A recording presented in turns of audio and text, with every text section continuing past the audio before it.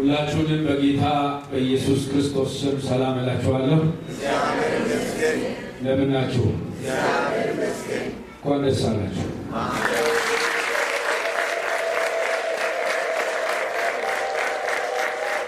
ኢየሱስ ክርስቶስ ትናንትናም ዛሬም እስከ ዘላለም ያው አሜን አሜን አሜን።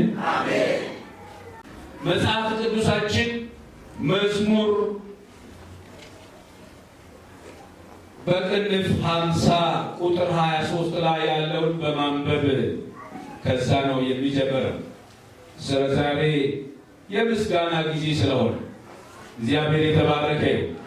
እንደዚህ ነው የሚለው፣ ምስጋናን የሚሰዋ ያከብረኛል፣ የእግዚአብሔር ማዳን ለእርሱ የማሳይበት መንገድ ከዚያ አለ።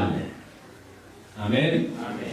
ምስጋናን የሚሰዋ እሱ ያከብረኛል፣ የእግዚአብሔርን ማዳን ለእርሱ የማሳይበት መንገድ በዚያ አለ። አብዛኛውን የምስጋና ዜማ ዝማሬ አለው ዳዊት። እዚህ ቦታ ላይ ግን የሚናገረው ምስጋና ቅድም በተጸለየው ጸሎት ተስማምቼ ቀጥያለሁ። ምስጋናን የሚሰዋ ሰው እሱ ያከብረኛል አለ። ምን ማለት ነው? ምስጋና ራሱ መስዋዕት ነው። ሰዎች ምስጋና በሚያቀርቡበት ጊዜ ለኔ ምስጋና ሲያቀርቡ መስዋዕት እንደሚያቀርቡ ነው የሚቆጠረው።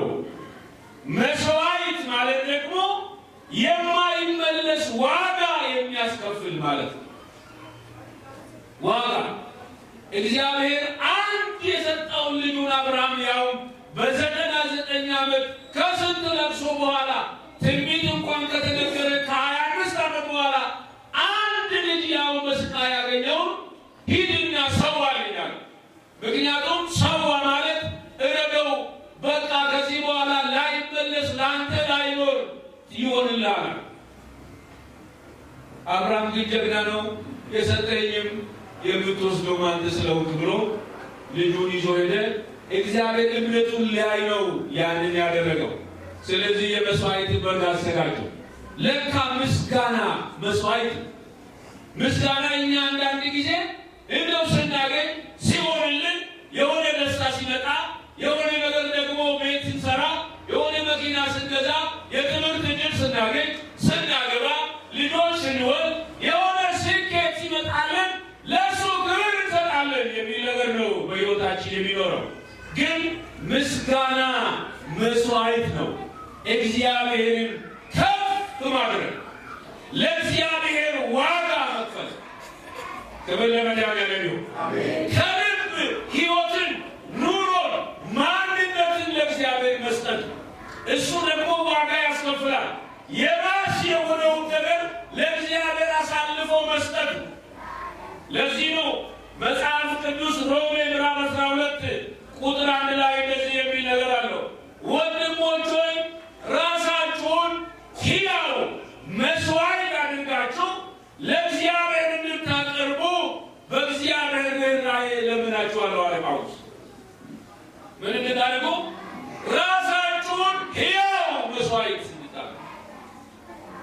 እግዚአብሔር ሕያው የሆነ የተቀደሰ በቅድስና የተሞላ ምንም ከጎኑ የተጣበቀ ነገር የሌለ ጉዳይን እግዚአብሔር ይፈልጋል። ሕያው አድርጋችሁ ማለት ራሳችሁ።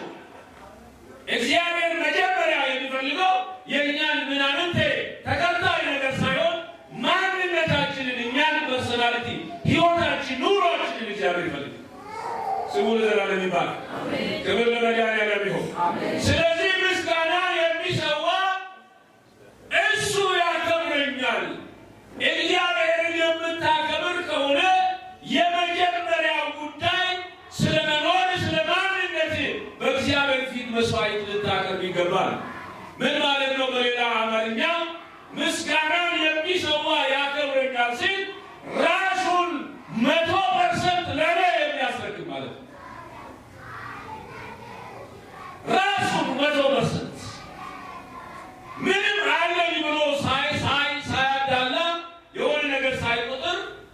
የሚሰጠኝ ያከብረኛል አለ። ክብር ለእሱ ይሁን። እሱ ከሆነ በኋላ ደግሞ አለ እኔ ደግሞ የእግዚአብሔርን ማዳን የማሳይበት መንገድ በዛ ነው። ለካ ምስጋና የመዳን መንገድ። ክብር ለመድኃኒዓለም። ምስጋና የመዳን መንገድ ነው። እግዚአብሔር የሚያመሰግኑ ሰዎች፣ መስዋዕት የሚከፍሉ ሰዎች እግዚአብሔር ያድርግ። አሁን እናንተ ዛሬ ምስጋና ፕሮግራም ነው ሲባል ዛሬ የሚባለው ነገር ቀላል፣ ግን የተመጣበት መንገድ ከባድ፣ የነበረው የሆነው ጉዳይ ከባድ።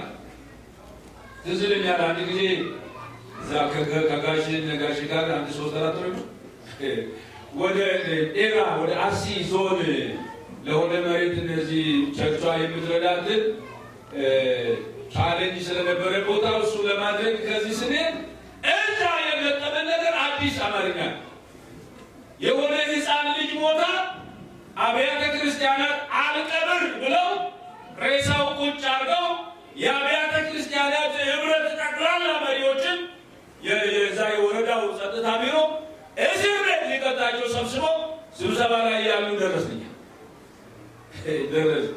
ምክንያቱም እውነትን ተናግሯል። አይታችኋል። የሞተ ሰው አንቀብርም። እኛ እኮ ከመንገድ ወስደን እንቀብራለን አይደለም። ክርስቶስ እኮ ሊሆን ነው የወደደ። ምንም ክራቴሪያ አልሰጠን።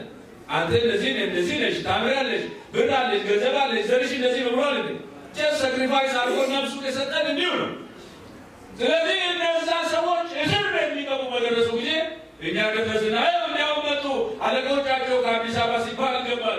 ምንድን ነው እንዲህ ሆነ ሲባል እኛ አይ ቀላል ነው እንኳን እዚህ የሞተ ሰው ይቅርና መንገድ ላይ ወድቆ የተገኘ ሰው ከተገኘ ወስደን እኛ እንቀብራለን። አሁን ነው ባስቸኳይ ቀብር ቦታ ይሄዳል። የሚገርማችሁ ነገር ከባድ የነበረው የኛ ጉዳይ በዚህ ምክንያት ተጠናቀቀ። እንደው በቃ ቀጥሉ ተባለ፣ ተፈቀደ። ስሙ ለዘላለም ይባረክ። አንዳንድ ጊዜ እግዚአብሔርን የሚያስከብር መስዋዕት ምስጋና ስራ ካልሰራ ቫልዩለስ ነው የሚሆነው። ስለዚህ እግዚአብሔር ከፍ የሚልበት እግዚአብሔር የሚገኝበት ስራ እንድንሰራ እግዚአብሔር አምላክ ይርዳል። አሜን አሜን። ምስጋና ራሱ የሚሰዋበት ምክንያት ምንድን ነው የሚለው ትንሽ ነገር ማንሳት ፈልጋለሁ። አንደኛውና የመጀመሪያው ምስጋና የሚቀርብበት ዋናው ጉዳይ ለእግዚአብሔር ስለሚገባው እኛ ስለተደረገልን አይደለም፣ ስለዋለልን አይደለም፣ ስለተሰጠን ስጦታ አይደለም። እግዚአብሔርን ምስጋና ይገባዋል ማንነቱ ስለሆነ። ስሙ ለዘላለም ይባረክ። መዝሙር 18 ከቁጥር 1 እስከ 5 ስታነቡ እስከ 15 ምስጋና የሚገባውን እግዚአብሔርን እጠራለሁ፣ የስ ከጠላቶቼ እድናለሁ። እግዚአብሔር በምስጋና ከከበረ ጠላት ይዳናል። ስለዚህ ምስጋና የሚገባው እግዚአብሔርን ነው፣ ስለሚገባው ነው እንጂ ስላዳነን፣ ስለሰጠን፣ ስላደረገልን ብቻ ነው። እግዚአብሔር ምስጋና ይገባዋል። በቃ ማንነቱ ነው። እግዚአብሔርን ካላመሰገን በረሃብ ውስጥ በችግር ውስጥ ሆነ እግዚአብሔርን እንደደፈርክ ይቆጣል። አሜን። እግዚአብሔር መቼ ነው የሚመሰገነው? ስንቸገርን፣ ስንታሰርን። ጳውሎስና ሲላስ ታስረው እግራቸው እየደማ አመሰገኑ። የወህኒው መሰረት ተናወጠ። ስሙ ይባረክ። ይገባዋል እግዚአብሔር። አሜን አሜን። ስታመሰግኑ እግዚአብሔር ስለሚገባው ነው ማመስገን ያለባችሁ። ስሙ ለዘላለም የተባረከ ይሁን። አሜን አሜን። ሁለተኛ ምስጋና ማክበር ማለት እግዚአብሔርን ማክበር ማለት ነው። እግዚአብሔርን ማክበር ነው፣ ክብር ነው። መጽሐፍ ቅዱስ በዚህ በአንደኛ ሳሙኤል ምዕራፍ 2 ላይ ምንድን ነው የሚለው? ቁጥር 19 እና 30 ላይ ያከበሩትን አከብራለሁ፣ የናቁኝ ደግሞ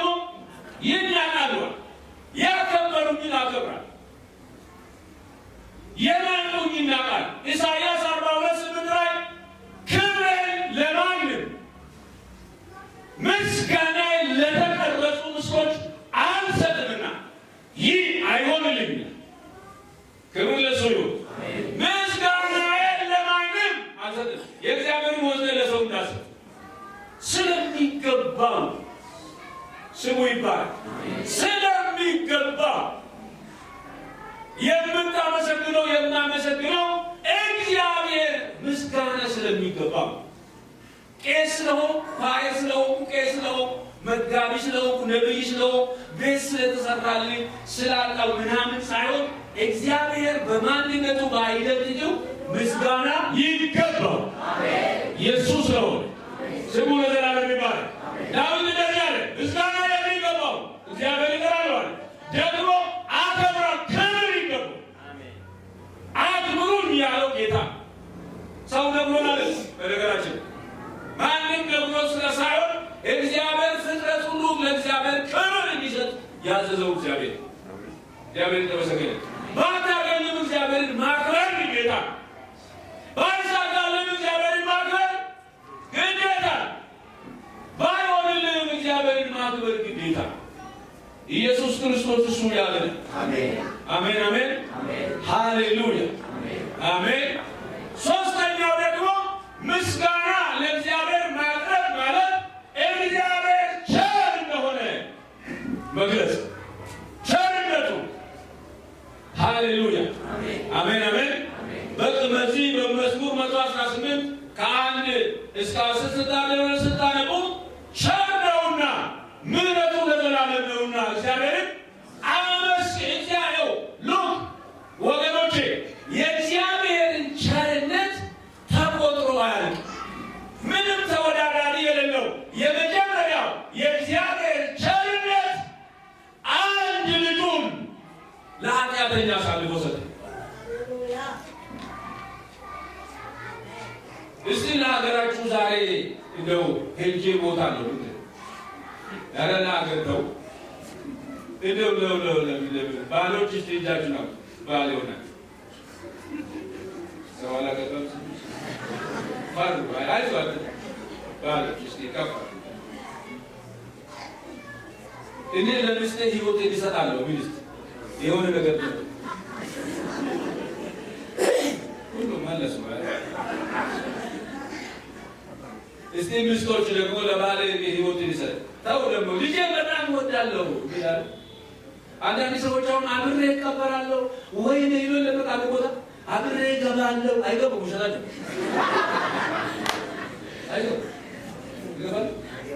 አይገቡ እኔ አጋጥሞኛል። አንድ ሶስት ሰዎች በአንድ ጊዜ ሞቱና ሶስት ቄሶቹንም ቀብር ስናስፈጽም አንዷ ገልጣ ልትጥለኝ ኧረ እባካችሁ ብለን ያለው ኧረ እባካችሁ ሶስት ቄሶች ነን። በኋላ አንድ ቄስ ወደ ጌታ ሄደዋል። እንደዚህ ያሉ ቄስ ታዲያ ያው እስቲ ተውና አስገባት ወስዳል። በኋላ ከዛ ላቅ አረጉና እዚህ ሳደርሳት እኔም ጉርጓድ ውስጥ ከታ እዛ አሉ።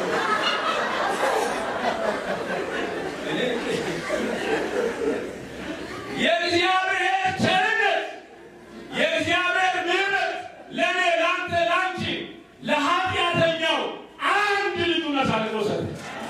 ክብር ለመድኃኒዓለም ይሁን። እሱ ደግሞ ሕይወቱን ሰጠ። ማቴዎስ 27:50 ላይ በታላቅ ድምፅ ጮሆ ነፍሱን አሳልፎ ሰጠ። ከዚህ በላይ ቸርነት የለም። አሁን አንዳንድ ጊዜ እንደዚህ ሰጠናል፣ እንዲህ አድርገናል፣ እንዲህ ሰጥቻኔ እኔ እንደዚህ ነው ቤት ሰርቼለታለሁ እኛ እንደዚህ ያደረግለት ምናምን ይሉልንም ሰዎች ይሉልንም ለቤተ ክርስቲያን እንዲህ አድርገንላቸው እንደው ለቄሶቹ ለመሪዎቹ ምናምን ይበል። ያው እኛም አንዳንዴ እንላለን እኮ ጥሩ ነው በቃ ጌታ ስሙ ይባላል። ግን ከእግዚአብሔር ቸርነት በላይ የለም። ምስጋና እግዚአብሔር ቸር እንደሆነ እግዚአብሔር በምሕረቱ ባለጠጋ እንደሆነ ማሰብ። ኤፌሶን 2:5-6 ታነቡ። እግዚአብሔር በምሕረቱ ባለጠጋ ስለሆነ ከወደደን ከታላቅ ፍቅሩ የተነሳ እኛ እንኳን በኃጢአታችን ሙታን ሆነን ሳለን በልጁ በኢየሱስ ክርስቶስ 1 ሄክታር መሬት ሰጠን። ነፍሱን ልጁን ሰጠ። በሰማያዊ ስፍራ በቀኙ አስቀመጠን። ደስ ይበላችሁ፣ ቦታ ተዘጋጅቶላችሁ። ስሙ ለዘላለም ይባረክ። በዙፋኑ ላይ ቦታ ተዘጋጅቶልሃል፣ ተዘጋጅቶልሻል። ቸርነቱን መግለጽ። አንተ ቸር ነህ፣ ቸር ነህ። አሜን፣ አሜን፣ አሜን። ስሙ ለዘላለም ይባረክ። ሃሌሉያ፣ አሜን። አራተኛው ምስጋና ማቅረብ ማለት ታማኝነትን መግለጽ። ታማኝ አገልጋዩ እንዲሆን ታማኝ ባሪያ አድርጎ ሾመኝ አይደለም ጳውሎስ? እንዲያውም ሁለተኛ ጢሞቴዎስ ምዕራፍ 2 ቁጥር 15 ላይ እንደዚህ የሚል ቃል አለ። ይህን በደንብ እንሰውርልናል። የእግዚአብሔርን ቃል በቅንነት የሚናገር የማያሳፍር ሰራተኛ ሆነ የተፈተነውን ራስን ለእግዚአብሔር ልታቀርብ ትጋ። ምን ሆነ? የማያሳፍር ሰራተኛ ሆነ። በመከራም በደስታ ሲገኝም ሲጠፋ ሲሳካ ሳይሳካ የተሰጠን ኃላፊነት በታማኝነት ማገልገል ማለት ነው። እግዚአብሔር ይባርካችሁ። መንግስት የሰጣችሁን በኃላፊነት ስላሳመራችሁ ጌታ ለዘመናችሁ ይባርክ። ገንዘባችሁን፣ ሀብት ንብረታችሁን፣ ጊዜያችሁን እየሰጣችሁ ስለ ስሙ ይባርክ። ደግሞ እግዚአብሔር ይባርካችሁ። ለወንድሞቻችን የአምልኮ ቦታ ስለሰጣችሁ ዘመናችሁ የተባረከ። አሜን፣ አሜን። ክብር ለእግዚአብሔር። ታማኝ አገልጋይ፣ ታማኝ ምዕመን፣ ታማኝ ቤተ ክርስቲያን፣ ታማኝ የእግዚአብሔር ተወካይ ሆነ የተፈተነውን ራስን ማንም ሲኖዶስ መጥቶ ዋና ቢሮ መጥቶ ለእግዚአብሔር አቀርብ። ራስን ለእግዚአብሔር የምታቀርበው ራስን። አንድ ቀን ሁላችንም እኔ በጣም ደስ የሚለኝ ከአገልግሎት ጋር ጨክኜ መከራው ፈተናው ቤተ ክርስቲያን ስታስቡ የሚያስቀጥል አይደለም፣ ግን በጣም እንዲጨክን የሚያደርገኝ በጣም መሰረታዊ የሆኑ 3 ጉዳዮች አሉ። አንደኛው እንኳን እዚህ ምድር ላይ የሚቀር ሰው አለው። እንኳን እዚህ የሚቀር ሰው አለው። እዚህ ምድር ላይ የሚቀር ቢሆን ኖሮ እንዲሁ የተጫወተብኝ ዘላለም መከራዬን አይሆናል። አንድ ቀን በቀይ ካርድ ይሰናበተዋል። 70 ወይ 80 ነው። አሁን ደግሞ ቀንሷል አይደል? እንኳን እዚህ ያልቀር እሱ ደስ ይለኛል። አንድ ቀን መሄዳል፣ መሄድ አይቀርም። ክብር ለእሱ ይሁን። ሁለተኛው ደስ የሚለኝ ስሙ ለዘላለም ይባረክ። ደስ የሚለኝ የመንግሥተ ሰማይ ቁልፍ እንኳን ሰው እጅ አልሆነም። የመንግሥተ ሰማይ ቁልፍ ኢየሱስ ጋር። የመንግሥተ ሰማይ ቁልፍ ሲኖዶስ ጋር አይደለም፣ መንግሥት ጋር አይደለም፣ ነብይ ጋር አይደለም፣ ቄስ እጅ አይደለም፣ ማንም ጋር አይደለም። የመንግሥተ ሰማይ ቁልፍ ኢየሱስ ጋር ነው። እሱ ጋር ባይሆን የሚፈልግ ያስገባና የማይፈልግ ይቆልፍባል። መቆለፍ የማይችል ሰው እዚህ ይቀራል። ኢየሱስ እጅ ነው ያንተ፣ ያንቺ ኢየሱስ እጅ ነው። ለመድኃኒዓለም ይሁን። ኢየሱስ ያድናል። ቁልፉ እሱ ይበላል። ስለዚህ ደስ ይለኛል፣ ምንም አልፈራም። ሶስተኛ በጣም ደስ የሚለኝ ሰው የተባለ ሁሉ ትልቅ ይሁን ትንሽ፣ ሀብታም ይሁን ድሃ አንድ ቀን በእግዚአብሔር ዙፋን ፊት ራሱን ችሎ ለፍርድ ይቀርባል። አታመልጠው። 44 በር በሩ አንድ ነው። በሌሌ በሚገባበት አንተም አንቺም ትገባለሽ። ዙፋኑ ኢየሱስ ነው። እዛ ፊት ሁሉም ሰው ይቀርብና እዚህ ምድር ላይ የሰራውን ስራ ትንሽም ይሁን ትልቅ፣ መጥፎም ይሁን ክፉ አንድ ቀን እግዚአብሔር ወደ ፍርድ ያመጣል። መክብብ 12 ላይ 13 እና 14 ስታነቡ አንተ ግን እግዚአብሔርን ፍራ፣ እግዚአብሔር አንድ ቀን ክፉ ስራንም በጎ ስራንም ወደ ፍርድ ያመጣልና። ይቅርታ ያን ድሮ አጎቴ ቤት የሆነ ጊዜ ኖር ያለውና የአባቴ ወንድም ማለት ነው። አያቴም ጋር ደግሞ ኖራለሁ። አያቴ የአባቴ አባት እዛ ያጎቴ ምስት ጠዋት ምግብ አድርስ ብላ ትሰጠኛለች እና አደርሳለሁ። እንግዲህ እንዴት እንደሚሸጥ ምግቡ እንደዚህ አይነት ምግብ በልቻለሁ፣ ግን ተሸክሜ እሄዳለሁ። ከፍቼ እንዳልቀምስ አያቴ የእሷ ቁንጥጫ ከስንት ብረት ድብደባ ይመጣል። ዝም ብዬ ተሸክሜ እንዳለኝ በየቀኑ ይሸጠኛል። እንደዚህ አይነት ምግብ በልቻለሁ፣ እንኳን መብላት አይቻልም። ሁሌ ነው ማለት ተሰቃየሁ። አንድ ቀን ደግሞ ብላ ብሎኛል። አንድ ቀን በቃ ይመጣ ይምጣ ብዬ የወደዛፍ ስል ጎራ አልኩና ትንሽ ከፈት ሳሬ አቤት ሽታው የታምር ነው። በቃ ሁለት ጊዜ ከላዩ ላይ መጣውና እንደምንም መላልሼ ወስጄ ላያደሰር ለካ እነሱ ምንም አላሉ።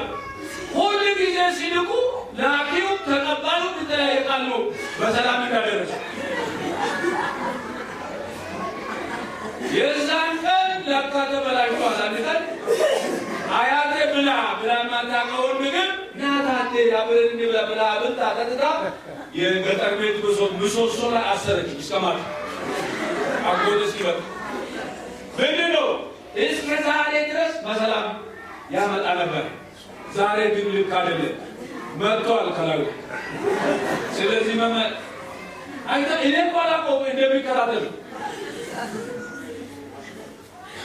እኔ ለእናንተ እኮ ማን እንደሚከታተለን እግዚአብሔር በየቀኑ የእኛ ጉዳይ እንደምስል ታውቃላችሁ። ጀስት ቢተገር ታማኞች ሆነን ከዛን ቀን ወዲህ እኔ የፈለገ ለምን አይሆንም የፈለገ እዛው አድርሼ መመለስ እንጂ ለምን መከራ አለው? ከቁንጥጫ የሚበልጥ የገሃነም እሳት አለ በሰማይ።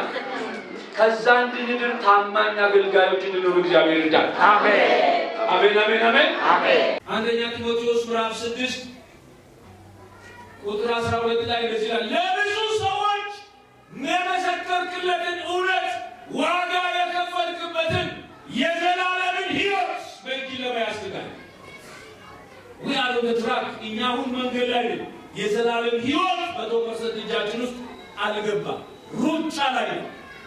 ሩጫ ደግሞ የመጨረሻ ሪቫን ግቡ ካልደረስክ አትሸለም፣ አሸናፊ ልትሆን አትችልም። ግባችን እሱ ነው። ዓላማችን እሱ ነው። የምናመሰግንበት ዋናው ጉዳይ ሩጫ ላይ ስለሆነ ነው። አሸንፎ ለመሄድ ነው። አሸናፊነት ደግሞ የአባታችን የጌታችን የኢየሱስ ክርስቶስ ኪዳን። ልጅ አባቱን መሰለን አባቱን ቃል መሰለ ልጅ ያገር አንዳንድ ጊዜ ድሮ የልጅ አባቱን አይመስል እናት እንኳን ስለወለደች ነው ቻሌንጅ የለው። ብዙ ጊዜ ጥያቄ ያለው የአባት ነው። አንዳንድ አልፎ ብዙ ጊዜ አንዳንድ ጊዜ የልጅ አባቱን አይመስል ምናምን ትላለች ጎረቤት ልቃይ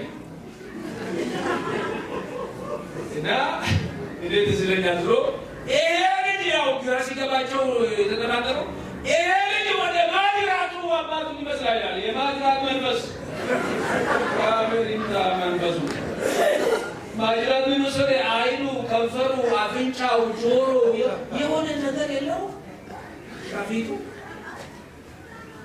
የለው ያሽ እንጋቡ አቀቡ የለው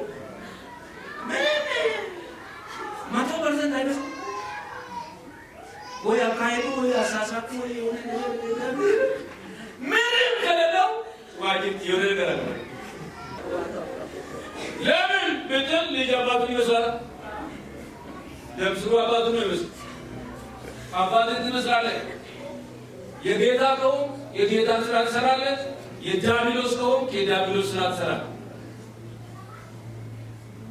የጌታ አባት ጌታ እኔና አንተ አባት ጌታ መልካም ከሆነ ታማኝ ከሆነ ዋጋ የከፈለ ከሆነ ቅን ከሆነ ቸር ከሆነ ለጋሽ ከሆነ ስግብግብ ካልሆነ አባት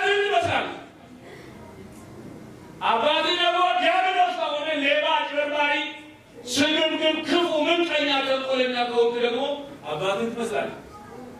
ልጅ አባቱ ይመስላል። ያኛው ተው ማነው አባታችን? እኛ የእሱ ባህሪ እንዲኖረን ዓላማችንን እንዳንስት እግዚአብሔር ይርዳል። በዚህ ምድር ላይ የምንኖረው የምናመሰግነው ግባችን የዘላለም ሕይወት ነው። እሱ የሰራውን ሰርተን የከፈለውን ከፍለን ያደረገውን አድርገን ያሳየውን አሳይተን የከፈለው ሁሉ ከፍለን መሄድ የኛ ጉዳይ። አሜን አሜን። ስሙ ለዘላለም ይባረክ። አሜን። እግዚአብሔር አምላክ ይርዳን። አሜን። ዓላማችንን እንዳንረሳ። አሜን አሜን። ዓላማችሁን እንዳትረሱ ጌታ ለዘላለም ይባርካል። አሜን። ከብዙ ከርቀት ቦታ እንደምትመጡ ሰምቻለሁ። ልክ ነው። ግን ዓላማ ስላላችሁ እሱን እንዳትረሱ።